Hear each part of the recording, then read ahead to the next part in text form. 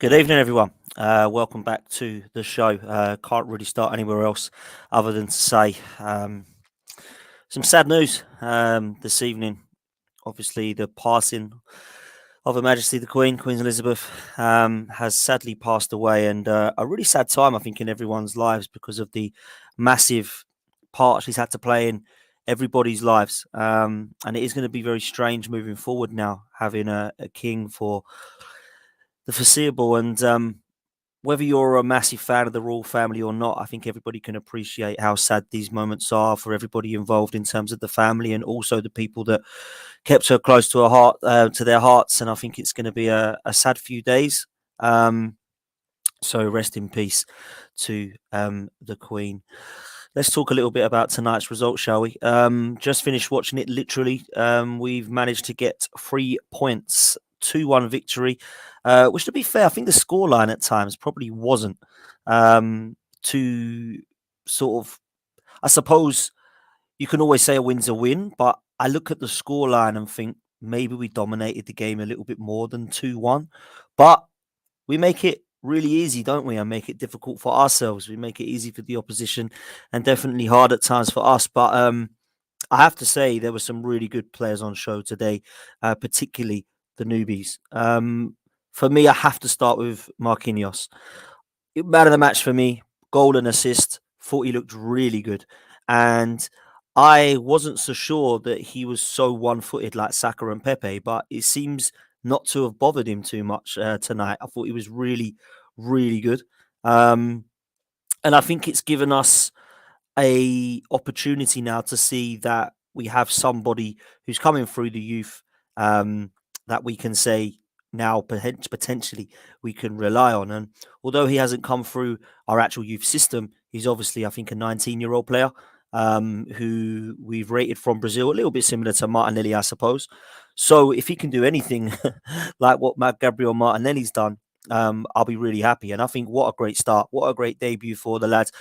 That first goal that we scored, the pace, unbelievable pace from him. You know, he had to make up a lot of ground there. A great ball from Fabio Vieira, who we'll come on to in a minute. Really good pace from Eddie. A good cross with his weaker foot. And a fantastic first time shot with his weaker foot, his right foot, because obviously Marquinhos is very, very left footed. Just the way that he kind of just kills that ball, the way that it's coming so quick at him. It's like a featherweight going into the top of the net. I was really, really impressed with that performance from him, and obviously the goal and the delivery. The delivery for Eddie Nketiah's second goal is fantastic. Absolutely weight perfect, inch perfect, and makes the header easier than it should have been for Eddie Nketiah. But really impressed with him. In tonight's game, I thought he was, for me, man of the match anyway. And I thought our right hand side, funny enough, was actually really good because Tomiyasu's performance was really good for me as well. And I just like the way that Tomiyasu's disciplined. I like the way that he keeps things ticking. I like the way that he doesn't ever do anything stupid. I think his positioning is always on point. I really like the way that Tomiyasu can come into the game. And sometimes you don't need an overlapping right back. Sometimes you need someone who keeps their head and is disciplined. And if you've got one side who's overlapping like Kieran Tierney, it doesn't always mean that you need that on the right-hand side. Tomiyasu is not a Tariq Lamptey, a Hector Bellerin, a Reece James, a Trent Alexander-Arnold. He's definitely a lot more disciplined. And a lot of people believe that's because he's a centre-back. But I haven't really seen him play poorly at all in an Arsenal shirt, if I'm honest. Maybe a couple of games last season, but no shockers for me. One against Liverpool last season where he was, I think, unfit in the League Cup. I think that was the only one. So for me, I'm being quite impressed when I have seen him in an Arsenal shirt. And I do think that he can play in a few positions. We've seen him at left back, right back, and centre back in a back three for Arsenal. And I think he's quite comfortable in all those positions. But I was really, really impressed with Tomiyasu's performance tonight. I thought he was really good. And obviously, Marquinhos probably had that confidence behind him, or at least that steel behind him, should I say, to allow him to do his thing. And I thought Marquinhos played really well, and I expect to see a lot more of him. A lot of people were saying, weren't they, that Marquinhos was probably going to go out on loan. I think Southampton were linked with him at one stage, and it was looking as if he was going to be brought into the mix at Arsenal, sent out for Premiership loan experience, and then coming back in the side. But now I think it's been a great piece of business keeping him. I think he's going to be able to do a job certainly in the League Cup and in the Europa League. And then if we do get an injury or two, maybe he can come in and do something. Now, we mustn't lose our heads because it's only against opposition, which, let's be honest, probably not Premier League quality, let alone Europa League quality. But I think with Zurich, made it hard for us in terms of the atmosphere. I think the fans were really good. Arsenal fans have been great home and away, but I could only hear them a little bit. They were really loud, the Zurich fans tonight. And considering that isn't even that ground, their ground, sorry, I was quite impressed. But I look at it and I think we are still struggling in terms of strength and depth in some positions. Now, I think the positives to start with first, Tomiyasu's come in, Marquinhos has come in, the two people I'm mentioning, Eddie and Ketia came in, and we'll come back to his performance in a minute. But Fabio Vieira loves the football. He absolutely loves the football. He loves being on the ball. He's always comfortable when he's on the football. And also, people seem confident to give him the ball. He's always available. He's always happy to be in that right position. And I think it's clear to see that he's got something about him. At the moment, he's coming back from injury, and we're going to see more and more from him as the weeks go on. And it was interesting for me today that Mikel Arteta in his press conference made note that, or comment, that Fabio Vieira, we're going to be seeing a lot more from him, and I think we're going to be pleased. Clearly means he's been doing well in training. And this is a player that got 14 assists last year in the Portuguese league. Now, people can laugh and say that's the Farmers League, but I didn't see many other attacking midfielders getting 14 assists throughout the leagues last season. So he's obviously got something about him. He's got a great left foot. He might need to get on the weights a bit because he does look a little bit lightweight, but sometimes you can get away with that. You know, Santi Cazorla, Lionel Messi, N'Golo Kante, they've all been players for me that have lacked that presence, but actually been exceptional footballers. So I think that if Fabio Vieira can keep going, get to fitness, we might have somebody there who can be used as a very useful squad player and certainly fight Ødegaard for his position. I was quite impressed with him and Marquinhos tonight. So it's good to see that they were the two players I was looking out for, and they were the two that impressed me, if I'm honest with you, moving forward. I don't think anybody had a terrible game tonight, but I do have to mention Rob Holding and Turner. I didn't really think they had a great game. I thought they were two of the weakest players.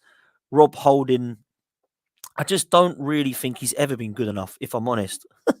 But I think that what he's done is he's come in and done a job as a squad player. And it was interesting with Rob Holding on the documentary for me, because I thought he come across quite well as a person.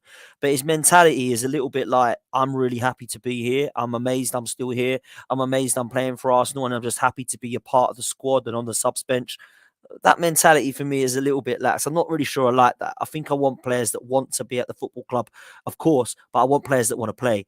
And I think Rob Holding's quite happy to sit in and around the squad, because let's be honest, that is his quality. I think with his goalkeeper, there's some problems there. Now, he did make a couple of good saves. I can't slate him too much.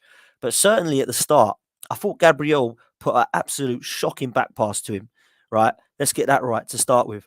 But when that ball comes at you and you've got players around you, you have to clear your lines.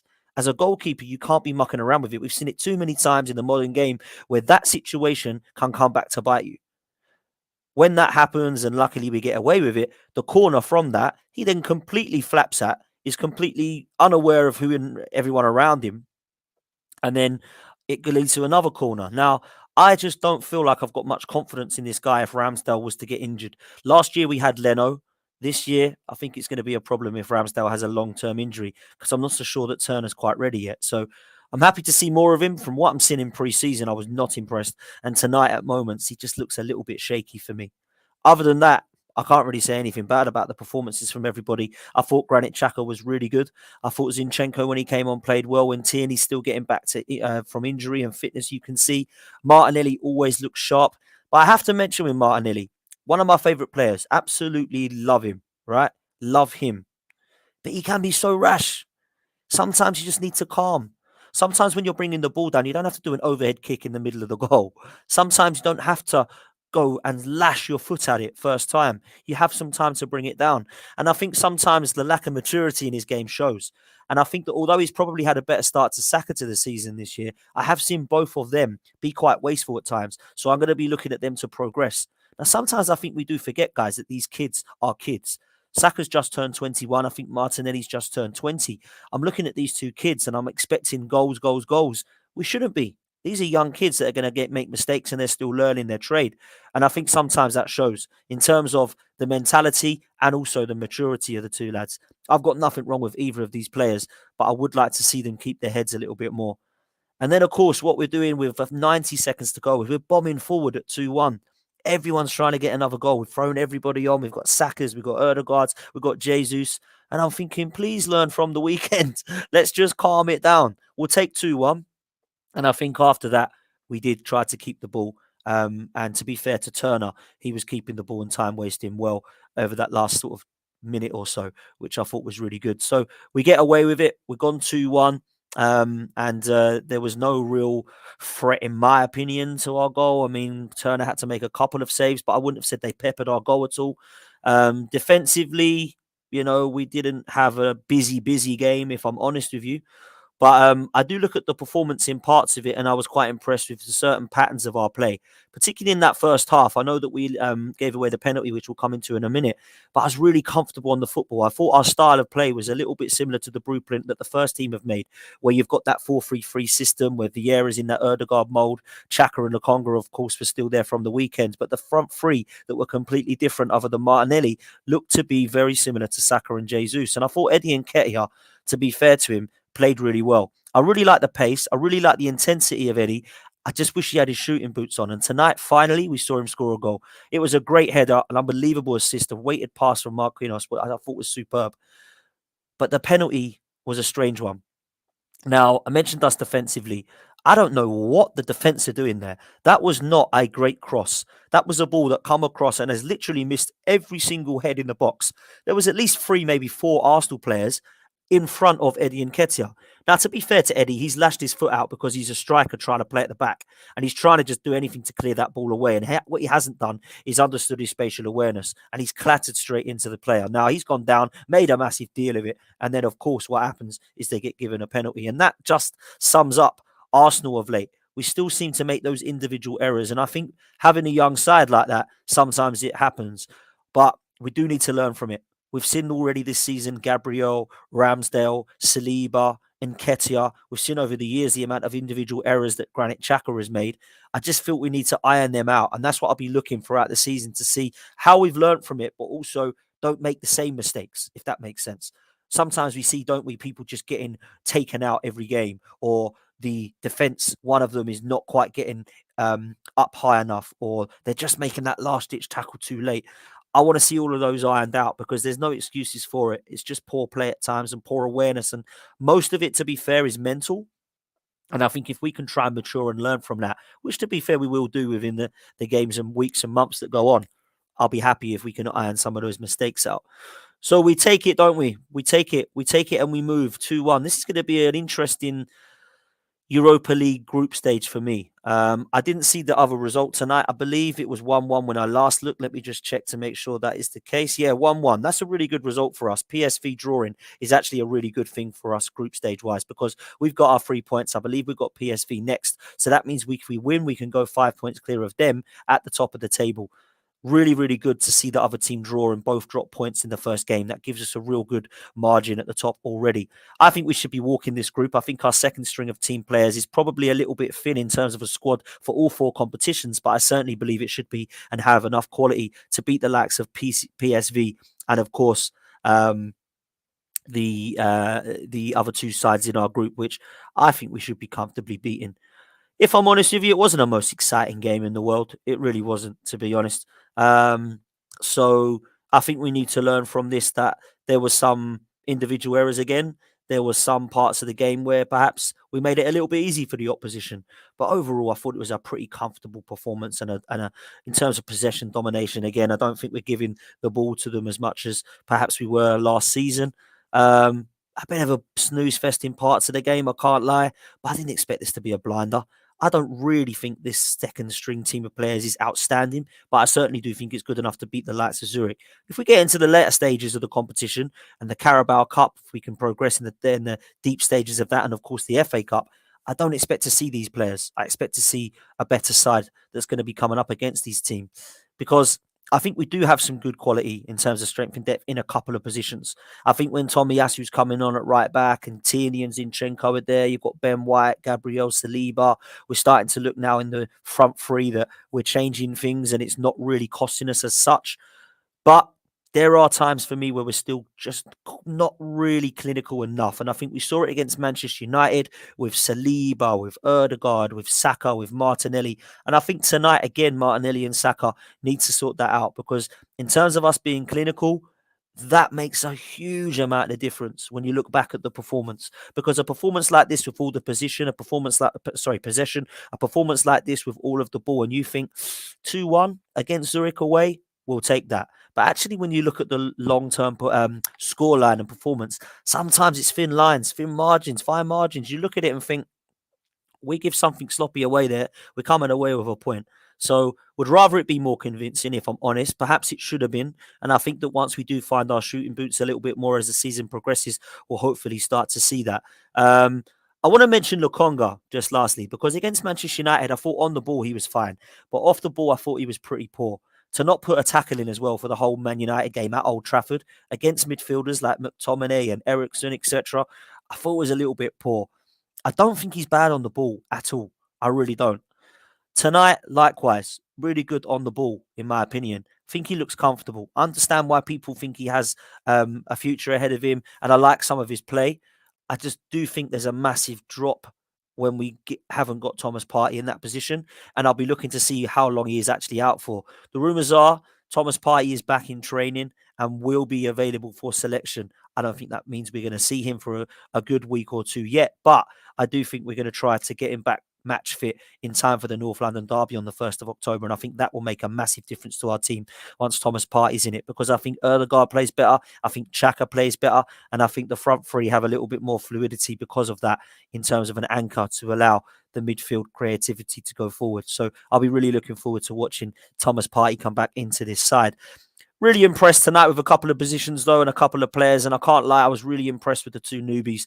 Obviously, Vieira and Marquinhos, who I've mentioned already, I thought played really well. And I think sometimes you have to take into consideration that it was their full debut. Obviously, Vieira starting, Marquinhos starting. Looked quite impressive, Marquinhos, in the under-23s. But, of course, last season, so did Balogun. So sometimes you can't take that into account. It's going to be interesting to see what the future holds for this guy. Let's take some of your questions and some of your comments. This one comes in from Sam. Big up, Sam. Hope you're well, bro. Says, Dan, your thoughts on how much that goal appears to have meant to Marquinhos? Listen, we saw it last night with Richarlison, didn't we? That he was really excited and crying and upset about his goal. And it seemed that Marquinhos was exactly the same. And some people's first reaction is to laugh at it. Some people's first reaction is to say it's pathetic. Some people's first reaction is to say, fair play to you. I'll show a little bit of empathy with you. But actually, when you look at what it means to this kid, he's come over from Brazil. He's probably being judged because everyone don't really know who he is and probably thinks he could be either a great miracle or a gem or a complete utter waste of space. So when he's come in and proven himself with the performance he put in tonight, an assist and a goal, if he wants to get emotional about it, I quite like it. It shows a little bit of passion. It shows he wants to be doing the right thing, which is scoring goals. And it shows he wants to play well. And I think if you put yourself up to that level and say that I want to demand the best at that, then fair play to him. James has said, personally, I love it. Just not when Richarlison does it. Yeah, fair play. Punky has said, really could do with Pepe for all these competitions. Listen, Pepe looks to have been replaced, bro, with the guy that was there tonight in Marquinhos. Now, everybody knows my thoughts on Pepe. I thought he was harshly criticised at times. But we'll see, won't we, what he does at Nice. Don't think he played tonight. I think he was on the bench. Hasn't been a great start for him over there. He hasn't played football for so long. I think that's probably affected him. But it looks to me as if Marquinhos has come in now and taken over Pepe's place. And as Ash has said, Marquinhos looked brilliant. Says not just the goals or the assists, didn't give the ball away and looked strong and quick. And for me, the last bit there is massively key. I thought his pace looked fantastic. I really did. I was quite impressed with that, to be honest. Hendon Gunnar is saying that he believes we'll be screwed due to not buying properly in the January transfer window. Listen, tonight's performance meant we got away with it, but I do fear that our strength in depth is poor. We basically have Granit Xhaka and Lokonga available to us already, and that is it. We've literally just had the transfer window shut. And what makes me laugh even more is that in Mikel Arteta's press conference, he said, didn't he, in the first few words, we haven't got that many players to select at the moment, or we're struggling with players at the moment due to injury. Wow, the transfer window shut 2 weeks ago. I really feel we were 2 or 3 short, but of course, it's going to be interesting, isn't it, to see who does stay fit and who comes back from injury, because of course we've got Smith Rowe who's out. We've of course got the likes of Thomas Partey and El Neni that still aren't 100% fit. So we're going to have to see how long-term these are. I think El Neni's the only one. Smith Rowe and Partey, I think we'll see them within the coming days to weeks back in training. But of course, we do, I feel, need to have strengthened a little bit better. Sam, thanks so much for the super chat, bro. You don't have to do that, but I do appreciate a super chat, of course. I'll try and bring comments up. I'm not one of these who just brings super chats up, but I do, of course, appreciate super chats massively. So thank you so much for that, bro. Much appreciated. Listen, guys, I'm going to leave it there. We're going to do a preview show on Lee Judge's TV tomorrow. So head over there. Myself and Lee around lunchtime will be talking Arsenal and Everton. There is some rumours that there might be some changes around sport now, and because of the news tonight, it may be cancelled or postponed. The rumour that I'm hearing is that the game should be going ahead this weekend, but there may be a concern over the following weekend due to funeral arrangements, etc. So that's the rumour. Don't quote me on that. I'm no ITK. I'm only going with what I've been told. So I think it will be interesting if Arsenal can keep this momentum going. Everton, Brentford, and then, of course, we've got PSV in between that, leading up nicely to that North London derby on the 1st of October, where I believe there might be an international break in between that as well. Crazy, isn't it? Football is coming thick and fast. And I will say that I do agree with a lot of you in the chat in terms of our strength and depth that we've got from now until, I think, the end of October, where we've got something like 2 or 3 games a week. We've got even 9 or 10 games just in October coming up. This is going to be really, really important to see what strength in depth Arsenal have got. Because on tonight's performance, there are players that can come in.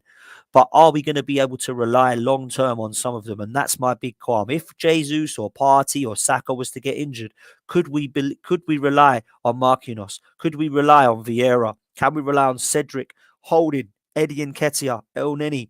Are we going to be able to rely on these people long term? That's my biggest question mark. And that's going to be answered this season because we are going to get injuries. We've got 15 players, in my opinion. The others are around the squad, but for me, haven't really shown that they've been good enough to class themselves as having a future at Arsenal. So those 15 players need to try and stay as fit as possible throughout the whole of this season, including a World Cup, use of 5 subs, in 4 competitions, including Europe.